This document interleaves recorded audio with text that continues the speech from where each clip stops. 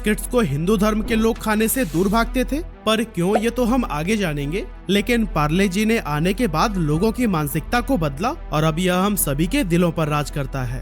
तो दोस्तों, सुबह की चाय से लेकर ऑफिस की गॉसिप्स तक हर कदम पर हमारा साथ देने वाले इस बिस्किट ब्रांड को कैसे एक गरीब टेलर ने बनाया, आज के इस वीडियो में हम सब कुछ डिटेल में जानने वाले हैं। और हाँ, हम यह भी जानेंगे कि कैसे पार्ले ने अपना सीक्रेट फॉर्मूला सभी को बांट दिया और किस तरह इस ब्रांड ने करीब 25 सालों तक अपने बिस्किट के पैकेट का रेट 1 रुपए भी नहीं बढ़ाया।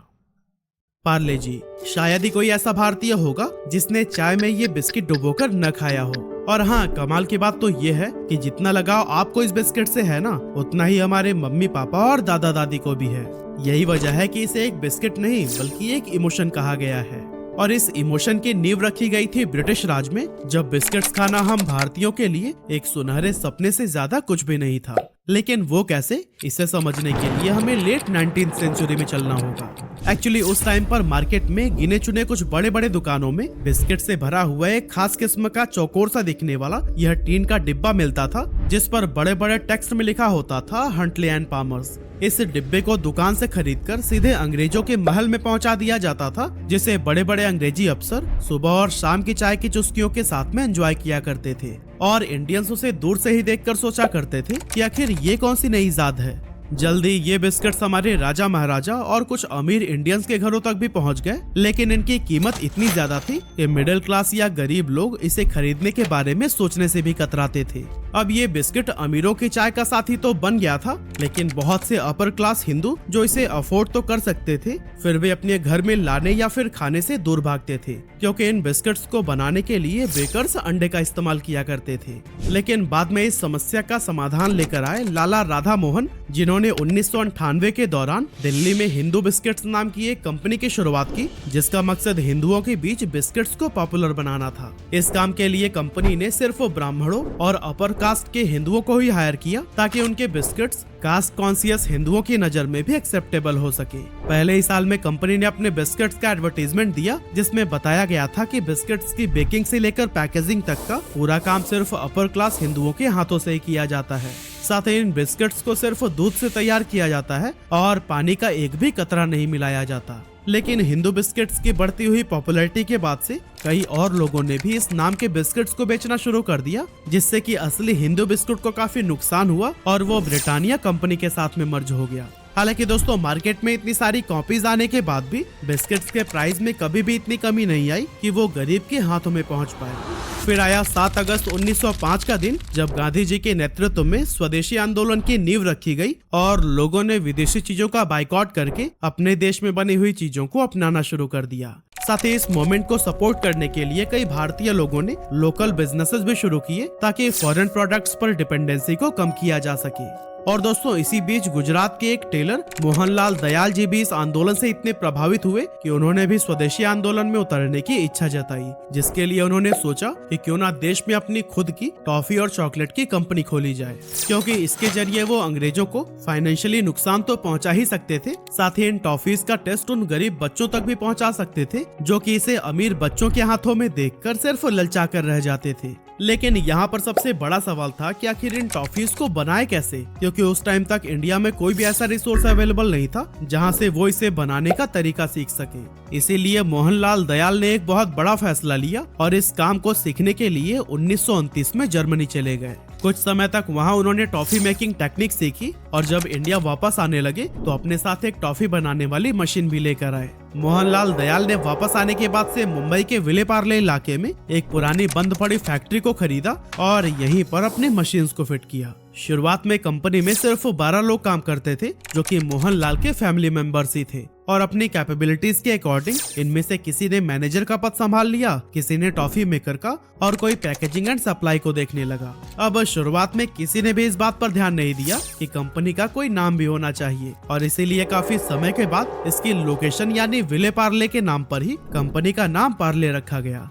इस कंपनी का पहला प्रोडक्ट था एक ऑरेंज कैंडी, जो कि उस टाइम पर काफी पॉपुलर हुआ था। लेकिन दोस्तों, मार्केट में अफोर्डेबल बिस्किट्स न होने की वजह से मोहनलाल दयाल ने इस गैप को फिल करने की सोची और साल 1939 में पार्ले ने पहली बार अपने बिस्किट्स को मार्केट में उतारा, जिसका नाम रखा गया था पार्ले ग्लूको। सस्ते दाम और अच्छे क्वालिटी की वजह से ये बिस्किट बहुत जल्द लोगों के बीच काफी पॉपुलर हो गया और सेकेंड वर्ल्ड वॉर के दौरान भी इंडियन एंड ब्रिटिश दोनों ही आर्मी ने इस बिस्किट को खूब कंज्यूम किया था।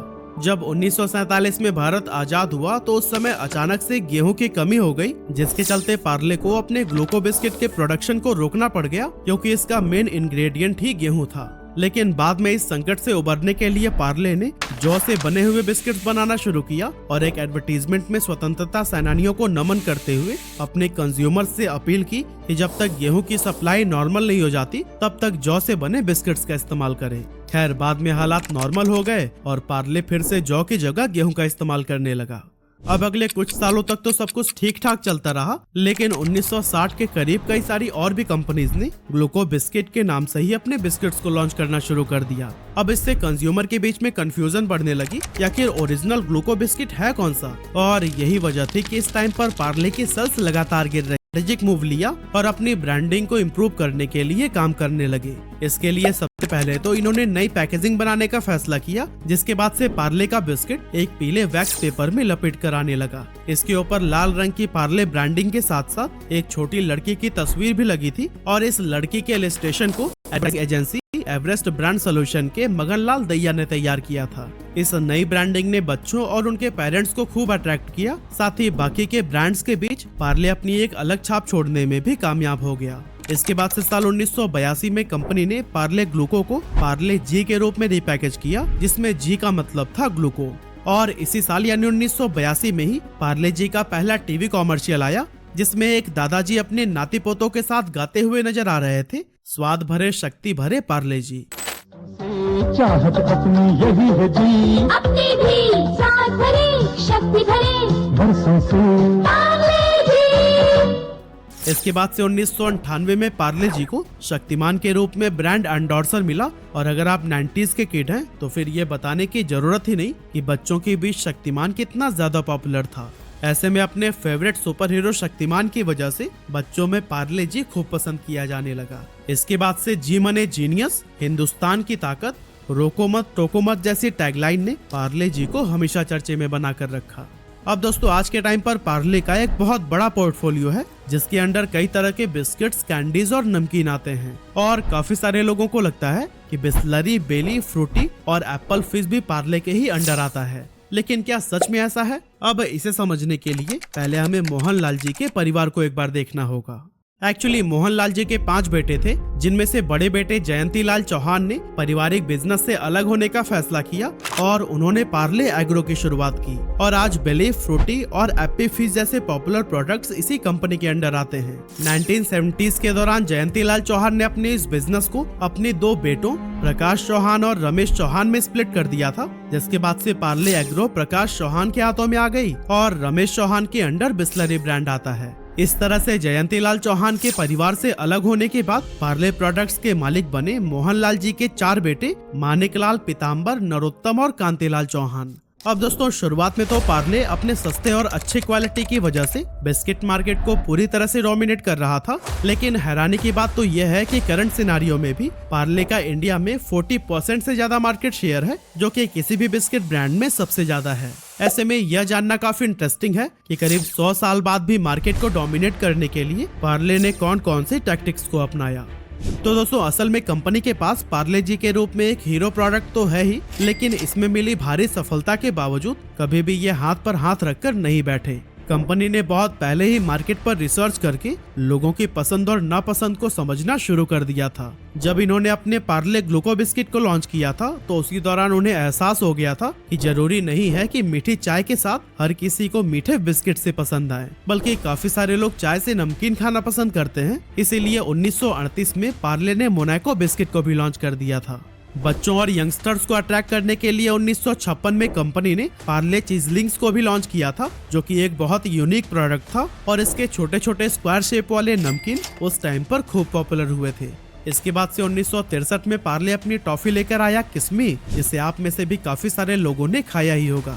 1966 में पार्ले ने पॉपिंस को लॉन्च किया, जिसकी रंग बिरंगी कैंडीज बच्चों के बीच खूब पसंद की गई। इसके अलावा पार्ले ने Melody, Krackjack, 2020, Magix Milk Shakti, Mango Bite, London Dairy और हाइड एंड सीक की तरह ही कई सारे प्रोडक्ट्स को मार्केट में उतारा जो कि काफी पसंद किए गए और इनकी मदद से पार्ले इंडिया के बिस्किट मार्केट पर अपना कब्जा जमाने में कामयाब हो गया। साल 2012 तक पार्ले 40 लाख दुकानों के जरिए अपने प्रोडक्ट्स को बेचा करता था और 2013 में पार्ले जी का टर्नओवर 5,000 करोड़ रुपए से भी ज्यादा का हो गया था। और दोस्तों, कोरोना के टाइम पर जो लॉकडाउन हुआ था उसमें भी पार्ले जी को बहुत ज्यादा फायदा मिला और कंपनी का टर्नओवर बढ़कर 8,000 करोड़ रुपए को भी क्रॉस कर गया।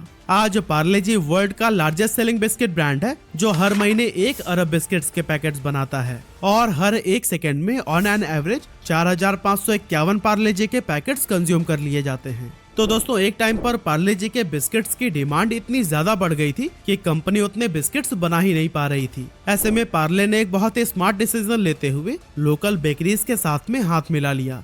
इसके बाद से कंपनी ने उन बेकरीज को अपने बिस्किट्स का सीक्रेट फार्मूला दे दिया, जिसकी वजह से बिस्किट्स की बेकिंग को लेकर कंपनी से लोड तो कम हुआ ही, साथ ही ऑटोमेटिकली एक स्ट्रॉन्ग सप्लाई चेन भी क्रिएट हो गई, क्योंकि जिस दुकान से पार्ले बिस्किट्स खत्म होते थे वहां उनके नियरेस्ट बेकरी से तुरंत ही नए पैकेट्स पहुंचा दिए जाते थे। अब ये स्ट्रैटेजी कुछ समय तक तो बहुत अच्छी काम करती रही, लेकिन बाद में जब मैसिव ऑर्डर्स आने लगे तो फिर कंपनी का ध्यान प्रोडक्शन बढ़ाने पर ज्यादा रहने लगा। अब दोस्तों, ज्यादा प्रोडक्शन के लिए उन्हें ज्यादा रॉ मटेरियल्स की जरूरत थी, जिसे बल्क में परचेज करने पर काफी डिस्काउंट मिल जाता था। और दोस्तों, कुछ इसी तरह का फायदा पार्ले जी को भी मिला और बल्क प्रोडक्शन के बाद में उनका प्रॉफिट बहुत ज्यादा इंक्रीज हो गया। अब मार्केट में बहुत बड़ी संख्या में ऐसे लोग थे जो कि पार्ले जी के दीवाने थे और शॉपकीपर्स भी स्टॉक खत्म होने के पहले ही ऑर्डर देने के लिए परेशान हो जाते थे। इन बिस्किट्स की डिमांड जिस तेजी से इंक्रीज हो रही थी, इनकी जगह कोई दूसरी कंपनी होती तो पहला काम यही करती कि सबसे पहले अपने प्रोडक्ट के प्राइस को बढ़ा देती, लेकिन पार्ले जी ने ऐसा नहीं किया। आज से 85 साल पहले ये अपने शुरुआती समय में भी सबसे सस्ता बिस्किट था और आज भी सबसे सस्ता ही है। और कमाल की बात तो यह है कि पिछले 25 सालों में महंगाई कहां से कहां पहुंच गई है। जैसे कि 1998-99 में पेट्रोल की प्राइस 25 रुपए पर लीटर हुआ करती थी, जो कि आज 105 रुपए के आसपास हो गई है। लेकिन इन 25 सालों में पार्ले जी ने अपने बिस्किट्स के प्राइस को 1 रुपया भी नहीं बढ़ाया था। ऐसे में आपको लग रहा होगा कि आजकल के स्टार्टअप्स की तरह पार्ले भी अपने पैसे बर्न कर रहा होगा, मगर ये भी सच नहीं है, क्योंकि फाइनेंशियल ईयर 2022 में पार्ले जी ने 256 करोड़ रुपए का प्रॉफिट जनरेट किया था। तो असल में दोस्तों, पार्ले जी बिस्किट के प्राइस तो बढ़ रहे हैं, लेकिन इतने साइलेंटली कि कंज्यूमर को एहसास भी नहीं होता है। एक्चुअली कंपनी बहुत अच्छे से समझती है कि कंज्यूमर्स को एक्स्ट्रा पैसे देना बिल्कुल पसंद नहीं है, क्योंकि एक बार जब इन्होंने अपने बिस्किट पर सिर्फ 50 पैसे बढ़ाए थे तो फिर इनकी सेल ड्रास्टिकली ड्रॉप होने लगी और लोग सड़क पर उतरकर प्रोटेस्ट भी करने लगे थे। ऐसे में पार्ले जी के मैनेजमेंट टीम ने यह डिसाइड किया कि वो बिस्किट के प्राइस को नहीं बढ़ाएंगे, बल्कि उसकी क्वांटिटी को कम करते जाएंगे। इसीलिए पहले जहां 4 रुपए में पार्ले जी के 100 ग्राम का पैकेट मिल जाता था, वही आज 5 रुपए में सिर्फ 55 ग्राम ही मिल पाता है। अब देखा जाए तो पार्ले जी कंपनी का एक हीरो प्रोडक्ट है जो देश के हर कोने में छोटी से छोटी दुकान में भी आसानी से मिल जाता है। पार्ले जी के इस स्ट्रॉन्ग डिस्ट्रीब्यूशन की वजह से जब भी कंपनी किसी नए प्रोडक्ट को लॉन्च करती है तो फिर उसे भी मार्केट में काफी तेजी से पहुंचा देती है। इस तरह से बिना ज्यादा